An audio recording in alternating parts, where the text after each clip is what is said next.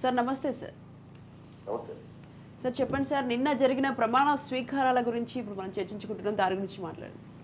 ప్రభుత్వాలు మారినప్పుడు కొత్తగా ఎమ్మెల్యేలు ఎన్నికైనప్పుడు వాళ్ళ ప్రమాణ స్వీకారము లేకపోతే ఈ మొత్తం అన్నది ఇది రెగ్యులర్ గా జరిగే యాక్టివిటీ. కానీ నిన్న జరిగిన సందర్భాల్లో మాత్రం ఏంటంటే చాలా మందిలో కొన్ని రకాల అనుమానాలు, మరి కొన్ని రకాల భయాలు. అంటే భయాలు అన్న పదం ఎందుకు వాడాలి అంటే వైసీపీ నాయకులు ఒక రకంగా చెప్పాలంటే ఖచ్చితంగా ఈ ప్రమాణ స్వీకార సమయంలో 11 మంది ఎమ్మెల్యేలు ఉన్న సాధారణ ఒక పార్టీగా ఉన్న వైసీపీను, అలాగే మాజీ ముఖ్యమంత్రిగా ఉన్న జగన్మోహన్ రెడ్డిని అవహేళన చేసే పరిస్థితిలో లేకపోతే ఆయన్ని ఇబ్బందికర పరిస్థితుల్లో అవమానకరంగా చూస్తారు అనే ఒక అనుమానం అయితే వైసీపీ నాయకులు చాలా మందిలో ఉంటుంది. కానీ నిన్న ప్రభుత్వం వ్యవహరించిన తీరు కానీ ముఖ్యమంత్రి వ్యవహరించిన తీరు మాత్రం ఖచ్చితంగా అభినందనీయం. ఇదే సందర్భంలో అక్కడ జరిగిన యాక్టివిటీస్ అని పక్కన పెడితే రెండో కీలకమైన అంశం ఏంటంటే 5 సంవత్సరాల క్రితం ముందు అరవింద్ చెప్పినట్టు 5 సంవత్సరాల పాటు పోరాటం చేయడంతో పాటు అవమానాలు ఎదుర్కొని, ఇబ్బందులు ఎదుర్కొని ఆ తర్వాత అదే ఇంత ఘనమైన విజయాన్ని అందుకొని అసెంబ్లీలో అడుగు పెట్టే క్రమంలో అక్కడ ఇంట్రెస్టింగ్ పాయింట్స్ మనం మాట్లాడుకుంటే ఖచ్చితంగా మొత్తం టీడీపీ నాయకులు అందరూ ప్లకార్డులు మీద ప్రదర్శించడము అసెంబ్లీలో మనకు కనిపించింది. నిజం గెలిచింది, న్యాయం గెలిచింది అని ప్లకార్డుల ప్రదర్శన ఏదైతే ఉందో అది దానికి కారణం బహుశా భువనేశ్వరి ట్వీట్ అయి ఉంటుంది అనుకుంటున్నా. చిదంబరం ఏమంటావు? అదే అంటారు మొత్తం ఓవరాల్ గా అయితే టీడీపీ నాయకులు అందరూ చెప్పాలనుకున్న విషయాన్ని, వాళ్ళు అనుకుంటున్న అంటే వాళ్ళు భావిస్తున్న విషయాన్ని చెప్పే క్రమంలో ఆ ప్లకార్డులు ప్రదర్శించి వాళ్ళు ఆ విషయాన్ని చెప్పే ప్రయత్నం చేయడం. మరొక కీలకమైన అంశం ఏంటంటే లోకేష్ గతంలో మంత్రిగా ఉన్నా సరే ఆయన మండలి సభ్యులుగా ఉన్నాడు. ఈసారి మొదటిసారి ఆయన అసెంబ్లీలో అడుగు పెట్టాడు. పవన్ కళ్యాణ్ అంటే మనము టెక్నికల్ గా చూస్తే మాత్రం 2009 నుంచి ఆయన రాజకీయాల్లో ఉన్నా సరే 2024లో మొదటిసారి అసెంబ్లీలో అడుగు పెట్టడము. అసెంబ్లీలో అడుగు పెట్టే ముందు క్రమం చూస్తే మాత్రం వైసీపీ నాయకులు చాలా క్లియర్ గా అసెంబ్లీలోకి అడుగు పెట్టనివ్వము పవన్ కళ్యాణ్ అనే విధంగా ఛాలెంజ్ చేయడం కానీ, అదే విధంగా అదే కోవలో అదే దారిలో వాళ్ళు పనిచేసిన పరిస్థితులు మనకు కనిపించింది. అన్ని పరిస్థితుల్లో పిఠాపురంలో ఓడించాలని చెప్పేసి చివరి రోజైన ప్రచారంలో కూడా పవన్ కళ్యాణ్ కి దక్కుతుందో లేదో డిప్యూటీ సీఎం అనే అనుమానం వ్యక్తమయ్యేలాగా అప్పటికే సోషల్ మీడియాలో జరుగుతున్న ఒక ప్రచారాన్ని మరింత చేసే విధంగా జగన్మోహన్ రెడ్డి అక్కడ చివరి రోజు అక్కడ పోటీలో నిలబడిన వంగా గీతని నేను డిప్యూటీ సీఎం చేయబోతున్నాను అని చెప్పి అనౌన్స్ చేయడం ద్వారా అక్కడ అట్రాక్ట్ చేసే ప్రయత్నం చేశారు. ఆ క్రమం మాత్రం ఖచ్చితంగా పవన్ కళ్యాణ్ కి, ఎందుకంటే లోకేష్ అంతకుముందు ఒక ఇంటర్వ్యూలో చెబుతూ డిప్యూటీ సీఎం ఏమైనా ఇస్తారంటే డిప్యూటీ సీఎం ఇవ్వడం అన్నది అలా ఉండదు మా పాలసీ. మొత్తం మీద పిఠాపురం ఎమ్మెల్యే డిప్యూటీ సీఎం కావాలన్న జగన్మోహన్ రెడ్డి కోరిక నెరవేరిందని భావిద్దామా?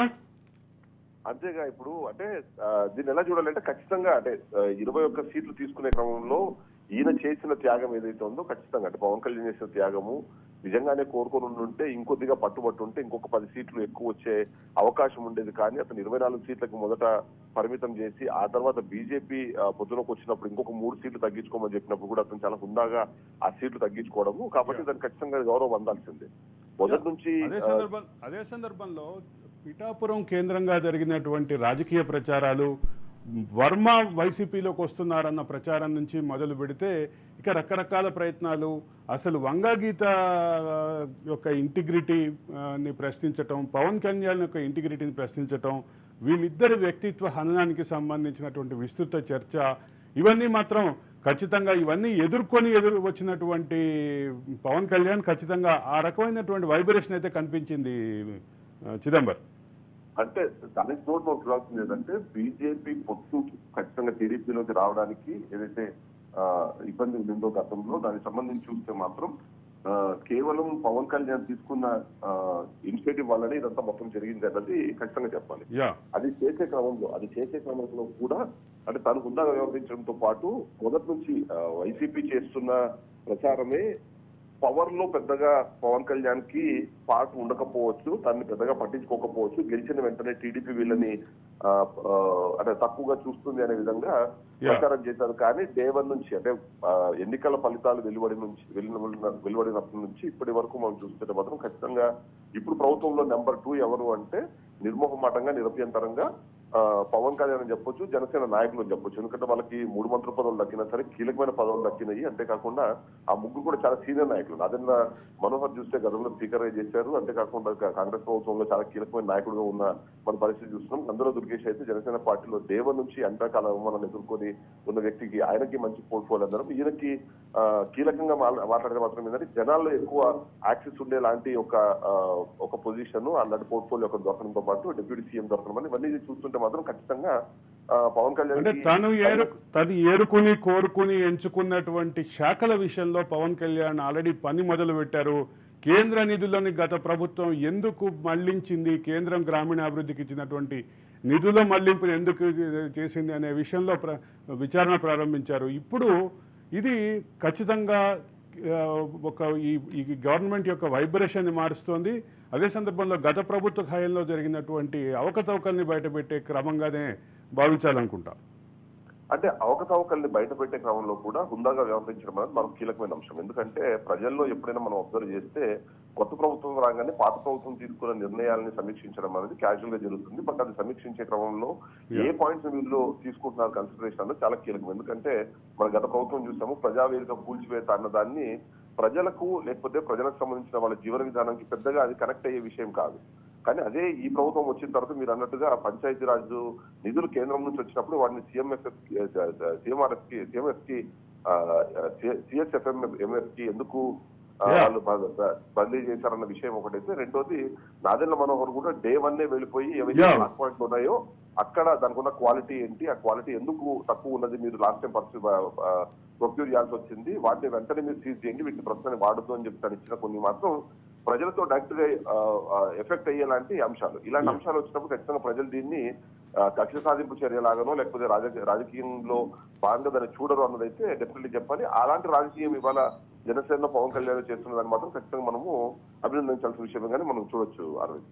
అయితే ఇక్కడ ఒక ముఖ్యమైనటువంటి విషయం, అంటే సహజంగానే అందరికీ వచ్చేటటువంటి అనుమానం, పవన్ కళ్యాణ్ ఏదో హోమ్ మినిస్ట్రీ తీసుకుంటారు, ఆర్థిక శాఖ తీసుకుంటారు అనేటటువంటి ఊహాగానాల నేపథ్యంలో ఆయన ఏరుకుని, ఆయన ఎంచుకుని, ఆయన సెలెక్ట్ చేసుకున్నటువంటి శాఖలు, ఆయన మొన్న ఒక ఇంటర్వ్యూలో కూడా చెప్పారు, నా మనసుకు నచ్చిన శాఖల్ని ఎంచుకునే అధికారం నాకు ముఖ్యమంత్రి ఇచ్చారు, నేను కూడా అవే ఎంచుకున్నాను, వీటిలో నా పని విధానం ఎట్లా ఉంటుంది అనేది మీరు భవిష్యత్తులో చూస్తారు అని చెప్పారు. అయితే పవన్ కళ్యాణ్కి సంబంధించిన ఈ వైబ్రేషన్ ఏదైతే ఉందో, ఒక పక్క ఆయనకు ఉన్నటువంటి స్టార్ ఇమేజు, అదే సందర్భంలో 21 కిలోటన్ ద్వారా వచ్చినటువంటి పొలిటికల్ స్టార్ ఇమేజు, వీటన్నిటితో పాటు ఈ అనూహ్యమైనటువంటి భారీ విజయానికి సెంట్రిక్ పాయింట్గా, ఫోకస్ పాయింట్గా ఉన్నటువంటి పవన్ కళ్యాణ్, అది మోడీ నుంచి చంద్రబాబు వరకు అందరూ అదే అభినందిస్తున్నటువంటి నేపథ్యంలో ఈ మొత్తం విషయంలో Pawan Kalyan star of the క్యాబినెట్గానే ఉండే పరిస్థితి అయితే ఉంది కదా. ఖచ్చితంగా. ఎందుకంటే అంటే మొదటి నుంచి చూస్తున్నాం మనము, ఫస్ట్ పవన్ కళ్యాణ్ కేవలం క్రౌడ్ పుల్లర్ గా అందరూ చూస్తూ వచ్చారు. ఆయన సభలకి జనాలు బాగా వస్తున్నారు కానీ బట్ అవి అక్కడ 2019 ఎన్నికల్లో ఎందుకు అవి ఓట్లుగా కన్వర్ట్ అవ్వలేదు అన్న దానికి వేరియస్ రీజన్స్ మనం ఇప్పుడు కూడా చెప్పుకోవచ్చు. కానీ ఆ తర్వాత 2019 నుంచి 2024 వరకు ఆయన చేసిన ప్రయాణం కానివ్వండి, లేకపోతే 2021 ఎండింగ్ అంటే మనకి ఏదైతే కరోనా అయిపోయిన తర్వాత 2022 నుంచి ఏదైతే తన వారాహి యాత్ర కానీ ఆ తర్వాత తను చేపట్టిన యాత్రలు కానీ, అదే సందర్భంలో ప్రతిపక్షాలకు సంబంధించినంత వరకు ఒక ఏకతాటికి రావాలి అనే దాన్ని ఫస్ట్ తనంతర తనుగా అనౌన్స్ చేయడం కానీ, ఓటు చేయకూడదు అనే కాన్సెప్ట్ ని తీసుకొని రావడము, అప్పటికే ఇబ్బంది పడుతున్న విషయము చాలా కీలకమైన విషయం ఏంటంటే టీడీపీకి బీజేపీకి మధ్యలో పొసగట్లేదు. ఎందుకంటే టీడీపీకి సంబంధించి చంద్రబాబు నాయుడు డైరెక్ట్ గా అమిత్ షానో లేకపోతే మోదీనో టార్గెట్ చేయడం మనం చూసాం కాబట్టి వాళ్ళిద్దరిది పొసగకపోవచ్చు అని వైసీపీ అదే కోరుతూ వచ్చింది, అదే జరగాలని చెప్పేసి ప్రయత్నం చేస్తూ వచ్చింది. అందుకని వాళ్ళిద్దరికి సంబంధించి ఏ సందర్భంలో డిస్కషన్ జరిగినా సరే ఇమ్మీడియట్ గా వైసీపీ సోషల్ మీడియా కానీ వైసీపీ నాయకులు కానీ ఏంటంటే ఏదైతే తిరుమలకు సంబంధించిన ఘటన కావచ్చు, లేకపోతే ఈయన ఢిల్లీకి వెళ్ళి చేసిన ఆ క్రమంలో ఆయన చేసిన యాక్టివిటీస్ లేదా ఆయన చేసిన కమెంట్స్, వీటిని మళ్ళీ సోషల్ మీడియాలో ప్రమోట్ చేసే ప్రయత్నం చేయడం, ఎట్టి పరిస్థితుల్లోనూ బీజేపీ నాయకుల మనోభావాలు దెబ్బతినేలాగా, అది ఎట్టి పరిస్థితుల్లోనూ వీళ్ళిద్దరు కలవకూడదని ఒక ప్రయత్నం ఏదైతే చేసిందో వీటన్నిటిని పటాపంచలు చేస్తూ తను ఒకరొక సందర్భంలో చెప్పారు, నేను కాళ్ళు పట్టుకోవడానికి కూడా సిద్ధమైపోయాను ఈ కూటమిని ఏకం చేయడానికి అని. సో ఇంత స్థాయిలో, ఎందుకంటే పవన్ కళ్యాణ్ మనము కేవలం ఒక నటుడుగానే కాకుండా నటనకు మించి ఆయన చూసినప్పుడు కూడా ఏంటంటే అతన్ని పర్సనల్ గా తెలిసిన ప్రతి ఒక్కరు అతను ఒక మంచి మానవతావాదిగా ప్రొజెక్ట్ చేస్తూ వస్తుంటారు కాబట్టి అలాంటి సందర్భంలో ఖచ్చితంగా పవన్ కళ్యాణ్ అక్కడ సక్సెస్ అయ్యారు. ఆ సక్సెస్ అన్నది కంటిన్యూ అవ్వడానికి తను చేసిన యాక్టివిటీస్ మనం ఇంతకుముందు మాట్లాడుకున్నట్లు సీటు తగ్గించుకోవడం కానివ్వండి, ఆ సీట్లలో పోటీ చేసే నాయకులను ఎంచుకునే సమయంలో కూడా వేరే భేషజాలకు పోకుండా ముందుకెళ్ళడము, తను మరి టీడీపీకి సంబంధించిన కీలకమైన నాయకుల దగ్గరికి వెళ్ళి తను ప్రచారం చేయడము, వాళ్ళ నాయకులు ఎవరైనా వచ్చి ప్రచారం చేస్తామన్నప్పుడు వాళ్ళని ఆహ్వానించడం, ఇలాంటివన్నీ కొన్ని యాక్టివిటీస్ చూస్తే మాత్రం ఖచ్చితంగా ఆయన సెంటర్ ఆఫ్ ది ఈ స్పెసిఫిక్ ఎలక్షన్. చిదంబర్ చివరి ప్రశ్న, ఒక పక్క అయ్యన్న పాత్రుని స్పీకర్ ఎంపిక విధానాన్నే ప్రశ్నించినటువంటి ఆయననేంటి అటువంటి వ్యక్తిని స్పీకర్గా ఎంపిక చేస్తారా అని ప్రశ్నించినటువంటి జగన్మోహన్ రెడ్డి ఇప్పుడు ఈరోజు స్పీకర్ ఎన్నిక అధికారికంగా ప్రకటన అయిన తర్వాత కాసేపట్లో స్పీకర్ స్థానంలో అయ్యన్న పాత్రుడు కూర్చోబోతున్నటువంటి నేపథ్యంలో ఫ్లోర్ మేనేజ్మెంట్లో, ఫ్లోర్ విషయంలో, ఫ్లోర్ వ్యవహారంలో ఏ రకమైనటువంటి స్టాండ్ తీసుకునే అవకాశం ఉంది? What is your opinion? అయితే ఈ రోజు అయితే 12 గంటలకి జగన్మోహన్ రెడ్డి 5 రోజుల పర్యటన కోసం పులివెందులు బయలుదేరిపోతున్నారు. 12 గంటలకి ఆయనకి స్పెషల్ ఫ్లైట్ ఉంది అన్నది మనకి ఇప్పటికే సమాచారం ఉంది.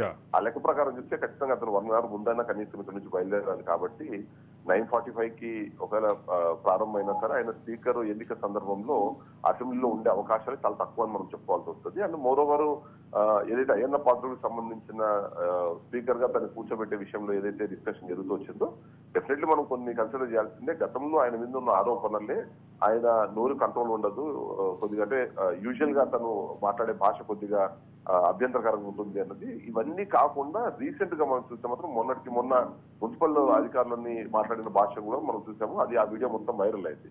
సో ఈ సందర్భంలో ఆయన తన ఇంటర్నల్ మీటింగ్ ఏదైతే జరుగుతుందో ఇంటర్నల్ మీటింగ్ లో జరుగుతున్న క్రమంలో అలాంటి వ్యక్తిని స్పీకర్ చేయాలనే ప్రయత్నం చేస్తున్నారు. సో దాన్ని బట్టి చూస్తే మనకి ఆ సభలో మనకి ఏమాత్రం అవకాశం ఇస్తారో లేకపోతే మాట్లాడే పరిస్థితి ఉంటుంది అన్నది ఒక అనుమానం వ్యక్తం చేసే క్రమంలో చేసిన అది. కానీ బట్ ఒక్కసారి అంటే తను పర్సనల్ గా ఎలా ఉన్నా సరే స్పీకర్ అనే స్థానంలో కూర్చున్నప్పుడు ఖచ్చితంగా తనకి ఉందాతనం అన్నది ఆటోమేటిక్ అవుతుంది. అంతేకాకుండా ఆ సీటుకున్న ఉందాతనంతో పాటు దానికి ఉన్న బాధ్యతలు ఇవన్నీ ఖచ్చితంగా ఏ నాయకుడైనా చూసుకున్నారు. ఎందుకంటే ఇక్కడే ప్రధానమైనటువంటి అంశం చర్చలోకి వస్తుంది. స్పీకర్ స్థానంలో స్పీకర్ ఎన్నిక తర్వాత, ప్రకటన అయిన తర్వాత, శాసనసభ సచివాలయం ప్రకటించిన తర్వాత, దాన్ని ప్రోటెం స్పీకర్ అధికారికంగా ప్రకటించిన తర్వాత స్పీకర్గా ఎంపికైనటువంటి వ్యక్తిని ఆ స్థానం వరకు అంటే సభలో ఉన్నటువంటి ప్రధాన నాయకులు, అదే సందర్భంలో అన్ని పక్షాల నాయకులు కలిసి తీసుకువెళ్ళటం అనేది ఒక సభా సాంప్రదాయం. అది గత కొన్ని దశాబ్దాలుగా భారతదేశంలో పాటిస్తున్నటువంటి సాంప్రదాయం. అదే సందర్భంలో బ్రిటిష్ పార్లమెంట్లో కూడా ప్రిసైడింగ్ ఆఫీసర్ని అలాగే తీసుకెళ్లేటటువంటి, అంటే ఈ పార్లమెంటరీ ప్రజాస్వామ్యానికి మూలమైనటువంటి బ్రిటిష్ పార్లమెంట్లో కూడా అదే రకమైనటువంటి సాంప్రదాయం ఉంది. ఇప్పుడు ఈ రకమైనటువంటి వివాదం నేపథ్యంలో ఈ సాంప్రదాయాన్ని జగన్మోహన్ రెడ్డి పాటించే అవకాశం లేదనేది క్లియర్. ఆబ్వియస్లీ అంటే ఇప్పుడు ఆయన సభలో లేరు కాబట్టి ఒకవేళ ఆ పార్టీ నుంచి ఉన్న మరికొద్దిమంది సీనియర్ నాయకులు ఉన్నారు, ముఖ్యంగా పెద్దిరెడ్డి రామచంద్రరావు అని చెప్తున్నారు. ఒకవేళ ఆయన బిల్లు ఎక్కడ ఏమైనా చేస్తారని మనం చూడాల్సింది. ఎందుకంటే ఆయన ప్రస్తుతానికి ప్రతిపక్ష హోదా కూడా లేదు, కేవలం సాధారణమైన ఒక 11 మంది సభ్యులు ఉన్నారు. అంటే ఇక్కడ ప్రధాన ప్రతిపక్ష నాయకుడు మాత్రమే కాకుండా అన్ని పక్షాల నాయకులు కలిసి స్పీకర్ టెక్నికల్ గా అయితే అందరూ వెళ్ళాలి. బట్ ఆయన ఇప్పుడు వ్యక్తిగత కారణాలు చూపిస్తున్నారు కాబట్టి ఆ పార్టీ నుంచి అప్పుడు సభలో ఎవరైతే ఉంటారో మేబీ తను ప్రొసీడ్ చేస్తారు అని నేను అనుకుంటున్నాను. నాకున్న సమాచారం ప్రకారం అయితే అసలు ఇవాళ 12 o'clock అయిన ఫ్లైట్ ఉంది.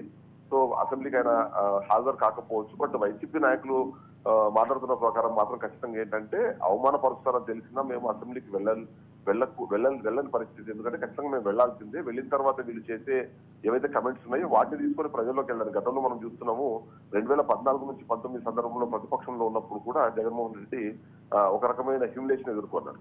ఆ హ్యూమిలేషన్ ఎదుర్కొన్నప్పుడు కూడా అలాంటి సందర్భంలో నుంచి మీరు మాకు మాట్లాడే అవకాశం ఇవ్వరు, మా మైక్ కట్ చేస్తారు అని చెప్పి ఎలా అయితే ఆయన చెప్పి వెళ్ళిపోయి తర్వాత ప్రజల్లో సంబంధించి ఆ పాదయాత్ర చేశారు.